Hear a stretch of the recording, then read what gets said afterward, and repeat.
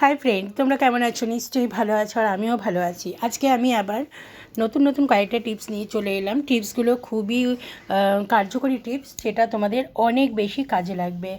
আর যারা গৃহিণীরা আছো তারা যদি এগুলো ফলো করো তাহলে দেখবে যে তোমাদের কিন্তু প্রচুর টাইম সেভিং হয়ে যাবে, আর কিন্তু মানি সেভিংও হয়ে যাবে। তো দেখতে শুরু করে দাও আমার টিপসগুলো। প্রথমে দেখো, আমি নিয়ে নিয়েছি একটা কাঁচের বাটি, এর মধ্যে নিয়ে নিচ্ছি লবণ। তো লবণটা আমি আপাতত একটু কম নিচ্ছি। তো 2 চামচ নিলাম লবণ। আর এর মধ্যে আমি নিয়ে নেব ওই 1 চিমটি মতন কর্পূর নিয়ে নেব। এটা হচ্ছে গুঁড়ো কর্পূর। তবে তোমরা গুঁড়ো কর্পূর বা যেটা পাওয়া যায় যার একটা চৌকোনো মতন, সেই কর্পূরও নিতে পারো। তবে গুঁড়ো কর্পূরটাই বেশি ভালো লাগে, বেশি গন্ধ, পিওরিটি থাকে। তো এর মধ্যে আমি একটুখানি নাড়িয়ে নিচ্ছি। তা আমি আরেকটু লবণ আমি নিয়ে নেব। তবে এর মধ্যে অ্যাকচুয়ালি রাখা দরকার হচ্ছে 1 বাটি লবণ, মানে এই ছোটো বাটির 1 বাটি ভর্তি ভর্তি করে লবণ, আর ওই 1-2 চিমটি মতন তোমার হচ্ছে কর্পূর যদি নিয়ে নাও ভালো হয়। আর তার মধ্যে নিয়ে নিলাম কয়েকটা লবঙ্গ। তো এটা যদি বাথরুমে রাখো তাহলে দেখবে বাথরুমের দুর্গন্ধ তো মুক্ত হবেই, তাছাড়া মশা মাছি এইসবের হাত থেকেও কিন্তু মুক্ত হওয়া যাবে। কারণ বাথরুমে কিন্তু মশা মাছির উৎপাত অনেক সময় থাকে, বিশেষ করে মশা। তো যদি এই টিপসটা ফলো করো তাহলে দেখবে যে তোমাদের মশা মাছি সমস্ত দূর হয়ে যাবে। তো চলো চলে যাই পরের টিপসে দেখো, আমি নিয়ে এসেছি মিক্সি জার যেটা হয়, যে ব্লেডটা কিন্তু দেখো শক্ত হয়ে রয়েছে। আর অনেক সময় কি হয়, এটার কোনো ধারও থাকে না। তো আমি এর মধ্যে দিয়ে দেবো বেকিং সোডা তো আজকাল সবার বাড়িতেই থাকে। তো দেখো আমি এর মধ্যে দিয়ে দিচ্ছি বেকিং সোডা পরিমাণ মতন। আমি ওই ছোটো চামচে 2 চামচ মতন দিয়ে দিলাম। তোমরা চাইলে আরেকটু বেশিও দিতে পারো।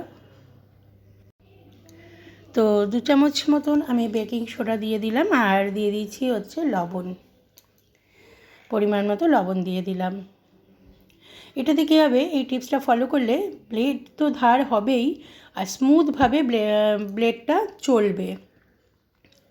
আর দিয়ে দিচ্ছি কয়েকটা নিউজ পেপার ছিঁড়ে ছিঁড়ে দিচ্ছি। একটা নিউজ পেপার নেবে, মানে নিয়ে ওটা ছিঁড়ে ছিঁড়ে টুকরো টুকরো করে দিয়ে দেবে। যদি কারো কাছে এই নিউজ পেপার না থাকে তো যে কোনো কাগজ ছিঁড়েও দিতে পারো, কোনো অসুবিধা নেই। তো দেখো আমি এখানে কয়েকটা কাগজ দিয়ে দিচ্ছি।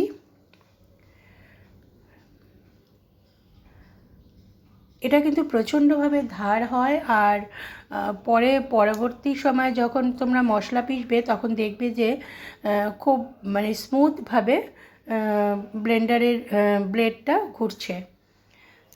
আর এর মধ্যে আমি দিয়ে দেবো, এর মধ্যে এটা দেওয়ার পরে দিয়ে দেবো হচ্ছে কিছুটা জলের ছিটা দিয়ে দেবো, মানে জল দিয়ে দেবো কিছুটা।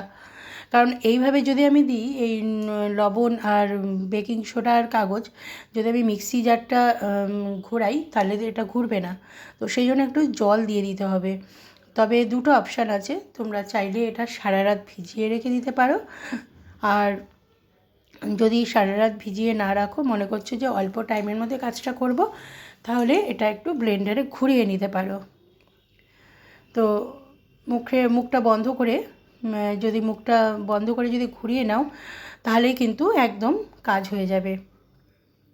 তারপরে ভালো জল দিয়ে ধুয়ে নিলেই হলো। তো আমি সারা রাত ভিজিয়ে রেখে দিই, যেহেতু সারা রাত আর ব্লেন্ডারের দরকার হয় না। তো যাই হোক বন্ধুরা, এই টিপসটা কেমন লাগলো তোমরা অবশ্যই জানিও। ভালো লাগলে লাইক শেয়ার আর কমেন্ট করো। তো চলো চলে যাই এবার পরের টিপসে।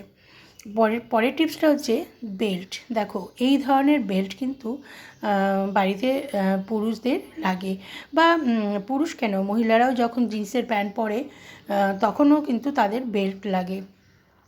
তো সেক্ষেত্রে বেল্টটা কী হয়, অনেক দিন হয়ে গেলে শক্ত মতো হয়ে যায়, ফাটা মতো হয়ে যায়। শক্ত হলেই ফাটা হবেই। তো সেক্ষেত্রে এই টিপসটা ফলো করতে পারো। ভেসলিন নিয়ে পুরো বেল্টটা মাখিয়ে নিতে পারো। এইভাবে পুরো যখন মাখিয়ে নেবে মাঝে মধ্যে, সপ্তাহে 1 দিন বা 2 দিন, তাহলে দেখবে যে বেল্টটা কিন্তু বেশ ভালো আছে, নরমও থাকবে আর শক্ত হয়ে ফেটেও যাবে না। দেখো এইভাবে ঠিক ভেসলিনটা নিয়ে মাখাতে হবে। তো তোমাদের এই টিপসটা কেমন লাগলো তোমরা কিন্তু অবশ্যই জানিও। আমি কিন্তু দৈনন্দিন জীবনে যেগুলো রোজকার লাগে সেই ধরনের টিপসগুলি দিই, তোমরা এগুলো ফলো করো তাহলেই বুঝতে পারবে। দেখো বন্ধুরা, কত সহজেই সমস্যার সমাধান হয়ে গেল।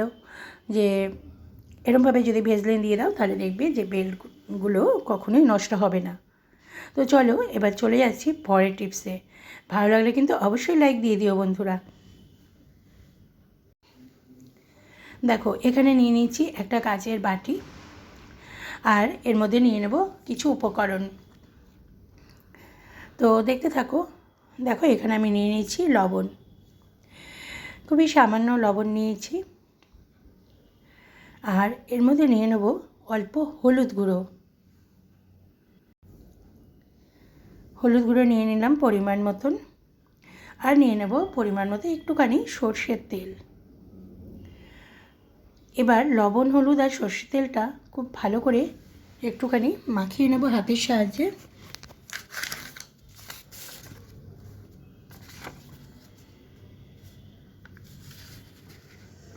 বন্ধুরা এটা কী কাজে লাগবে সেটা বলি তোমাদেরকে। এটা হচ্ছে হাঁটু ব্যথা বা জয়েন্টে ব্যথা, এই ধরনের ব্যথা হলে পরে অনেক সময় আমাদের মনে হয় যে আমরা কি করব, কি করলে আমরা উপশম পাবো।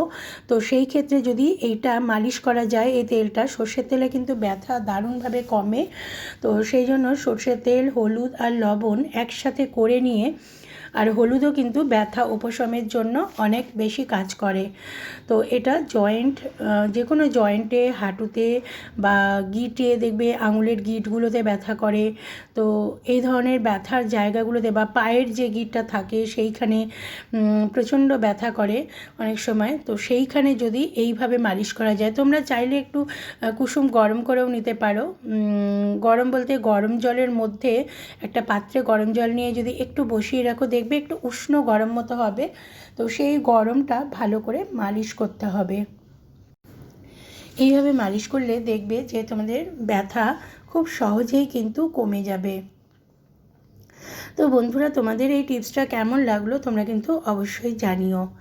ভালো লাগলে লাইক করে দিও। আর চলে যাচ্ছি এবার পরের টিপসে। পরের টিপসে দেখো আমি এখানে নিয়ে নিচ্ছি কুসুম গরম জল নিচ্ছি, মানে আঙুলে শোয়া গরম জল নিচ্ছি, যেটা তোমাদের আঙুলে সইবে। তো জলের মধ্যে আমি নিয়ে নিচ্ছি লবণ, 1 চিমটে মতো লবণ নিয়ে নিচ্ছি। আর নিয়ে নেবো হচ্ছে একটুখানি সর্ষের তেল।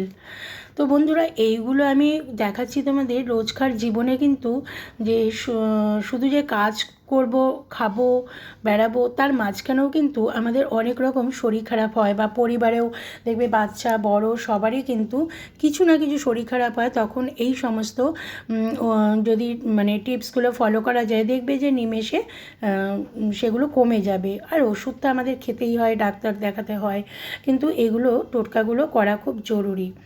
এটা হচ্ছে গলা ব্যথা, বা ধরো কারো আক্কেল দাঁত বা দাঁতে ব্যথা, মাড়ি ফোলা, মাড়ি দিয়ে রক্ত বেরোচ্ছে, তাদের কিন্তু এইটা দিয়ে কুলকুচি করলে পরে কিন্তু খুব তাড়াতাড়ি উপশম হবে। এটা দারুণ একটা টিপস বন্ধুরা। তোমরা যারা আক্কেল দাঁত উঠছে কষ্ট পাচ্ছ, বা গলা ব্যথায় কষ্ট পাচ্ছ, বা ধরো গলা ব্যথা হলে গার্গেল করতে হবে, বা দাঁতে ব্যথা, মাড়ি ব্যথা, তারা কিন্তু অনেক বেশি উপকার পাবে। তো তোমাদের কেমন লাগলো বন্ধুরা তোমরা অবশ্যই জানিও। এর পরের টিপস দেখো, এখানে নিয়ে নিয়েছি কটা আঙুর। আঙুর তো যে কোনো ফলই আমাদের সবার বাড়িতেই আসে। তো দেখো আঙুরগুলো আমি একটা একটা করে ছাড়াচ্ছি। আঙুরগুলো ছাড়াতে হবে একদম, বোটাগুলো ছাড়িয়ে নিতে হবে। মানে অনেক সময় হয় না যে আঙুরের পেছনে কিন্তু দেখবে কালো কালো থাকে বোটার মতো, সেগুলো থাকলে কিন্তু ভালো লাগে না। তো এইভাবে আঙুরগুলো ছাড়িয়ে নিতে হবে। আমি কয়েকটা ছাড়িয়ে তোমাদেরকে দেখাচ্ছি। আঙুরগুলো কিন্তু ধোয়া আঙুর, আমি ধুয়েই রেখেছিলাম, তবে এইভাবে ছাড়িয়ে ধুলে পরে একটু বেশিই ভালো হয়। তো দেখো আমি কয়েকটা আঙুর এখানে ছাড়িয়ে নিয়েছি। এবার দেখো যখন আমাদের বাড়িতে বাচ্চাদেরকে দিই, বাচ্চারা অনেক সময় ফল খেতে চায় না, তখন যদি আমরা এইভাবে এই যে টুথপিকগুলো আছে এইভাবে যদি আমরা দিই, তাহলে দেখবে বাচ্চারা খুব সুন্দরভাবে খেয়ে নেবে। বাচ্চাদেরকে একটু কায়দা করে দিলেই কিন্তু ওরা খেয়ে নেয়। তো এইভাবে যদি আঙুরগুলো দাও, দেখবে ওরা খুব মজা করে খেলতে খেলতে আঙুরগুলো খেয়ে নেবে। তাছাড়া বাড়িতে যদি কোনো লোক আসে, তাদেরকেও কিন্তু এইভাবে একটা টুথপিক দিয়ে দিতে পারো, তাহলে কিন্তু দারুণভাবে একটা বেশ সার্ভিং হয়ে যায়। তো সার্ভিংটা ভীষণ ইম্পর্টেন্ট। তো এইভাবে দিলে পরে দেখবে খুব সুন্দরভাবে আঙুরটা খেয়ে নেবে। তো তোমাদের বন্ধুরা কেমন লাগলো এটা কিন্তু অবশ্যই আমাকে জানিও। ভালো লাগলে লাইক, শেয়ার আর কমেন্ট করতে একদম ভুলো না। তোমরা তোমাদের বাড়ির বাচ্চাদেরকে এইভাবে একটু পরিবেশন করে দেখো, দেখবে ওরা আনন্দের সঙ্গে খেয়ে নেবে। তোমাদের কেমন লাগলো তোমরা কিন্তু অবশ্যই জানিও। চলে যায় পরের টিপসে। ভালো লাগলে কিন্তু একটা লাইক দিয়ে দিও অবশ্যই। চলে আসলাম পরের টিপসে। দেখো, খুব সহজেই সাদা জামা বা সাদা যে কোনো জিনিস কীভাবে কাচাকুচি করবে সেটাই আমি দেখাচ্ছি খুব সহজে। এতে করে কিন্তু কোনো খাটনি বা পরিশ্রম হবে না। এখানে আমি নিয়ে নিয়েছি উষ্ণ গরম জল আর নিয়ে নিয়েছি 2টো ট্যাবলেট। এটা কিন্তু এক্সপায়ার হয়ে যায় সেই ওষুধগুলো। তো এটাতে কিন্তু ভীষণ ভালো কাজ দেয়। মানে সাদা জামাগুলো এত সুন্দর পরিষ্কার হবে যে নিজেরাই অবাক হয়ে যাবে। তো দেখো, এবার দিয়ে দিচ্ছি একটু বেকিং সোডা উষ্ণ জলের মধ্যে, আর দিয়ে দিচ্ছি অল্প একটু লবণ। ব্যাস, এই উপকরণ দিয়েই একদম সাদা জামা ধবধবে পরিষ্কার হবে। অনেক সময় সাদা জামাতে হলুদের দাগ থাকে, লালচে লালচে দাগ থাকে, এই দাগগুলো কিন্তু একদম দূর হয়ে যাবে। এখানে কিন্তু সাদা ট্যাবলেটই ব্যবহার করতে হবে, কোনো রকম কালারিং ট্যাবলেট ব্যবহার করা কিন্তু যাবে না। দেখো, এটা কিন্তু দারুণ একটা উপকারী টিপস বন্ধুরা। যারা গৃহিণী আছো তারা কিন্তু অবশ্যই এটা ফলো করো। দেখো, এবার আমি এখানে একটা সাদা গেঞ্জি, এটা কিন্তু একটু লালচে হয়ে গেছিলো, আয়রনের জলে দেখবে লালচে হয়ে যায়। তো এইটা আমি ভিজিয়ে দিলাম। এটা কিন্তু মোটামুটি 5 মিনিট মতো আমি ভিজিয়ে রেখে দেব। ট্যাবলেটটাও আস্তে আস্তে গলে যাবে।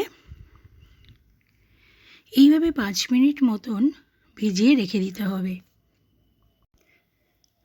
তো বন্ধুরা, তোমরা যদি এই টিপসটা ফলো করো, এই এক্সপায়ারি ওষুধগুলো যদি ফেলে না দাও, তাহলেই দেখবে যে এগুলো দিয়ে কত সুন্দর ভাবে কাজ করা যাচ্ছে। বললাম, আমি আগেই বলেছি যে সংসারে কিন্তু কোনো জিনিসই ফেলা যায় না, ফেলনা জিনিসও কিন্তু ফেলা যায় না। তো দেখো, এক্সপায়ারি ওষুধ দিয়ে এত সুন্দর একটা টিপস তোমাদেরকে দেখালাম। তো তোমাদের কেমন লাগলো তোমরা কিন্তু অবশ্যই আমাকে জানিও। আর ভালো লাগলে অবশ্যই কিন্তু লাইক, শেয়ার করতে ভুলবে না, কারণ অনেকেরই উপকার হবে এতে। আর একটা কথা, যারা নতুন বন্ধু আসছো তারা অবশ্যই সাবস্ক্রাইব করে দিও প্লিজ। তাহলে আমার দেখানো এই টিপসগুলো তোমাদের অনেক বেশি কাজে লাগবে, আর নোটিফিকেশানগুলো সবার আগে পৌঁছে যাবে তোমাদের কাছে। আমি কিন্তু সবসময় সাধারণ টিপস দিই, যেগুলো হাতের কাছে, ঘরের কাছেই পাওয়া যায়, যেগুলোর জন্য কোনো পরিশ্রম কিন্তু করতে হয় না। দেখো, এই যে লালচে লালচে দাগগুলো কতটা উঠে গেছে। তো এটা অনেকক্ষণ কিন্তু একটু 5-7 মিনিট ভিজিয়ে রাখলেই যথেষ্ট। তারপরে ধুয়ে ফেললেই রোদে শুকাতে দেবে, দেখবে একদম ঝলমলে পরিষ্কার হয়ে যাবে। তো বন্ধুরা, আমি চলে এসেছি পরের টিপস এবং লাস্ট টিপস। দেখো, এখানে আমি নিয়ে নিয়েছি জলটা কিন্তু অবশ্যই একটু গরম জল নিয়েছি। আর গরম জল নেওয়ার পরে আমি নিয়ে নিচ্ছি একটু বেকিং সোডা কিন্তু বন্ধুরা আমাদের অনেক কাজে লাগে। দেখো, এর মধ্যে আমি দিয়ে দিলাম একটু লবণ। তো বেকিং সোডা, লবণ আর উষ্ণ গরম জল এর মধ্যে দিয়েছি। এবার আমি এর মধ্যে দিয়ে দেবো মাজনিগুলো, আমরা যেগুলো দিয়ে বাসন মাজি, যেমন স্টিল উল বা স্ক্রাবার যে থাকে, স্কচ ব্রাইট, সেগুলো এর মধ্যে দিয়ে দেবো এই কারণে যে এইগুলো দিয়ে বাসন মাজতে মাজতে কিন্তু একটা দেখবে কেমন একটা ব্যাড স্মেল বেরায়, সেটা কিন্তু একদমই ভালো লাগে না। তো এই স্ক্রাবারগুলো যদি এইভাবে গরম জলের মধ্যে দিয়ে দাও, দেখবে যে এটা ওভারনাইট রেখে দেবে, দেখবে যে ভেতরের কোনা কোনা থেকে ময়লাগুলো বেরিয়ে আসবে। যে ময়লাগুলো এঁঠো কাটা থাকে, যেগুলো ঢুকে যায় ভেতরে, সেগুলো কিন্তু সহজে জল দিয়ে পরিষ্কার হয় না। এগুলো কিন্তু বেকিং সোডা আর লবণ দিয়েই পরিষ্কার হবে। তো বন্ধুরা, তোমাদের কেমন লাগলো এই টিপসটা তোমরা অবশ্যই জানিও। আমি জানি যে আমার টিপসগুলো তোমাদের অনেক বেশি পছন্দ হচ্ছে। তো এখনকার মতো এখানেই রাখছি, পরের দিন আবার হাজির হয়ে যাব নতুন কোনো টিপস নিয়ে।